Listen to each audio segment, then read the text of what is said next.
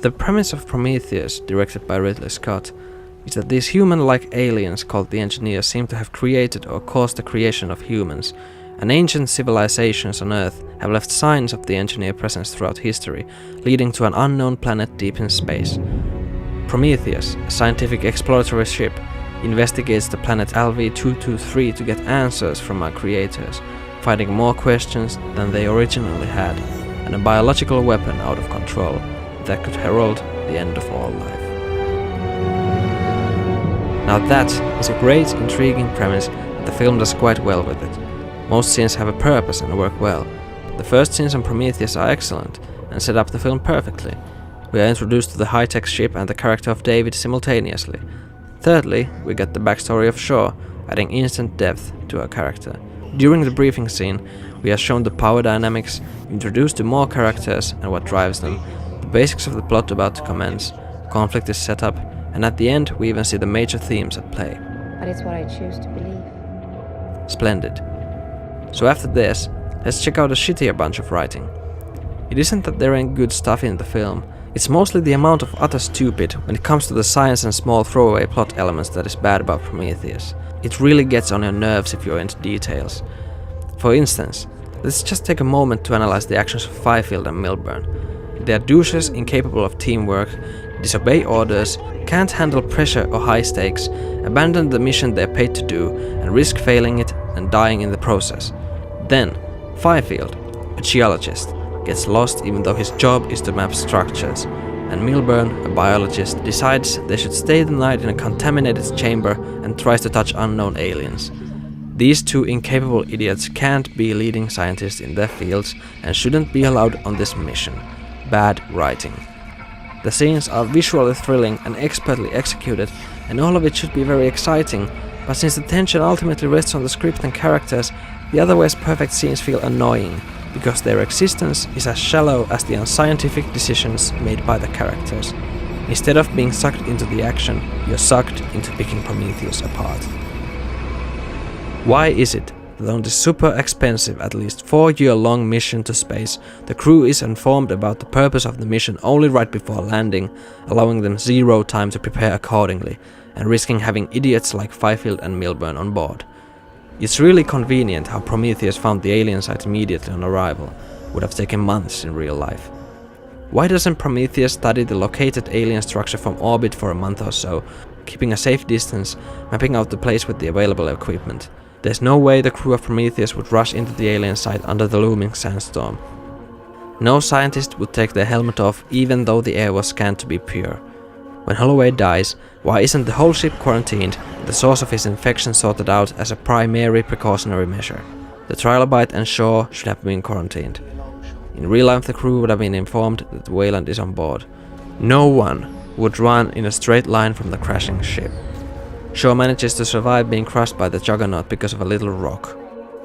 It's really convenient how the last engineer decided to kill the tiny Shaw instead of continuing his mission to Earth, since there were tons of engineer ships underground. This list doesn't even get started with a script, but it gives you a clue about the mess it is. Prometheus also asks many questions that drive the plot, but leaves them unanswered. Why do the engineers create life? Why did they create humans? What were the star maps for in the first place? Did they want humans to find LV-223? And if so, then why? Was LV-223 a military facility, a test field, or what? What is the black goo? What is its purpose? And did the engineers even create it? Why did the engineers want to go to Earth? Why release the goo there? Where does the xenomorph-like creature fit into everything, and what is it? In a standalone film this would be sins, but since Prometheus is knowingly the opening in a series of films, I can't see all of this. But it isn't commendable when you leave the film none the wiser, with tons of questions. Let's get to the characters. I won't go through the whole cast, I'll just talk about the worst and the best. What doesn't work? Well, let's analyze Holloway as a character, for example.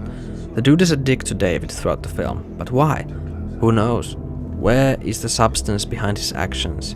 You can't get behind a character if you can't understand him. Also, because he has a very limited attention span, it feels unrealistic for him to be an archaeologist, resulting in him feeling like a reckless, arrogant prick, not helped by his douchey portrayal, making it especially hard to decide if he's a good guy or not. and when the audience is confused and not focused on the unraveling plot, it's no good at all. Many characters could have been slightly more fleshed out, with reasoning behind their actions. The best characters have to be David and Shaw. Both of them are really well developed and deep. Their motivations are clear, and they have arcs, obstacles, conflicts, and personality. The engineers, creators who were mortal after all, made for a very intriguing and stellar central mystery. The black liquid brought both the internal and external fear factor with its deathly evolutionary abilities. It kept itself fresh and unpredictable. It was slightly brought down by its needlessly complicated nature. Perhaps more understandability could have made it great. Getting the script right is always the hardest job, because frankly, there won't be any film without it. And John Spaihts and Damon Lindelof managed a partially great yet pretty lazy one at that. The dialogue suffers from too much philosophical pondering too. Sad how with just a little brushing, it could have been an instant classic. Prometheus makes itself a battleground for the duel of science versus religion.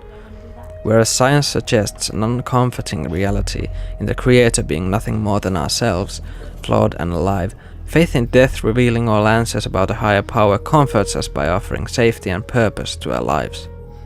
According to the film, these two thoughts can coexist, and perhaps they are both just two sides of the same coin. Prometheus was a titan who created humans, stole fire from the gods, and gave it to us. Eventually, the gods punished him for stepping on their toes. Despite the obvious representation for Prometheus being the engineers, who likewise created humans and tried to play gods by giving us the fire of knowledge, Prometheus plays around with the notion of humans being the next Prometheus as well. The mistake the engineers and humans make in succession to each other is disturbing divinity, and are both made to pay the price. Like Prometheus, they face punishment, here coming in the form of their own creations. Doesn't everyone want their parents dead? According to the film, there has been a succession of creators, each created by the one before, with the synthetics represented by David as our successors. All try to please their makers and at first worship them until the veil is lifted. Right, I almost forgot you're not a real boy. It's wonderful, actually. Eventually, the created takes the place of the creator, regardless of how hard the gods try to keep their throne. The king has his reign, and then he dies. It's inevitable. Was there an actual god at the start of the trail? Or is God just a title to use as we please? Where will these stepping stones of creation lead us? Divinity? Immortality? And what are those things anyway? Ridley Scott demonstrates once again that he really is a master of his craft. The direction and execution of the film shine the most in the incredible C-section scene, where Shaw's desperate attempt to remove the alien embryo intercuts with the attack of the mutated Fifield outside the ship at the end.